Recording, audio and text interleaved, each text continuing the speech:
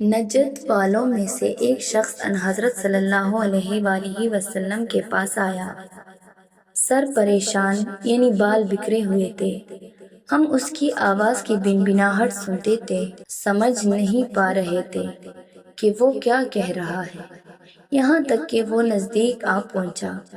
جب معلوم ہوا کہ وہ اسلام کے بارے میں پوچھ رہا ہے، ان حضرت صلی اللہ علیہ وآلہ وسلم نے فرمایا کہ اسلام دن رات میں 5 نمازیں پڑھنا ہے۔ اس نے کہا، بس اس کے سوا تو اور کوئی نماز مجھ پر نہیں؟ آپ صلی اللہ علیہ وآلہ وسلم نے فرمایا، نہیں، مگر تو نفل پڑھے تو اور بات ہے۔ ان حضرت صلی اللہ علیہ وآلہ وسلم نے فرمایا، اور رمضان کے روزے رکھنا؟ اس نے کہا، اور تو کوئی روزہ مجھ پر نہیں ہے۔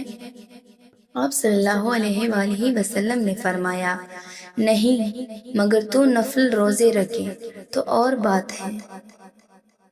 طلحہ نے کہا، اور ان حضرت صلی اللہ علیہ وآلہ وسلم نے اس سے زکوٰۃ کا بیان کیا۔ وہ کہنے لگا کہ بس اور کوئی صدقہ مجھ پر نہیں ہے؟ آپ صلی اللہ علیہ وآلہ وسلم نے فرمایا، نہیں، مگر یہ کہ تو نفل صدقہ دے تو اور بات ہے۔ راوی نے کہا، پھر وہ شخص پیٹھ موڑ کر چلا، یوں کہتا جاتا، قسم خدا کی، میں نہ اس سے بڑھاؤں گا نہ گھٹاؤں گا۔ ان حضرت صلی اللہ علیہ وآلہ وسلم نے فرمایا، اگر یہ سچا ہے تو اپنی مراد کو پہنچ گیا۔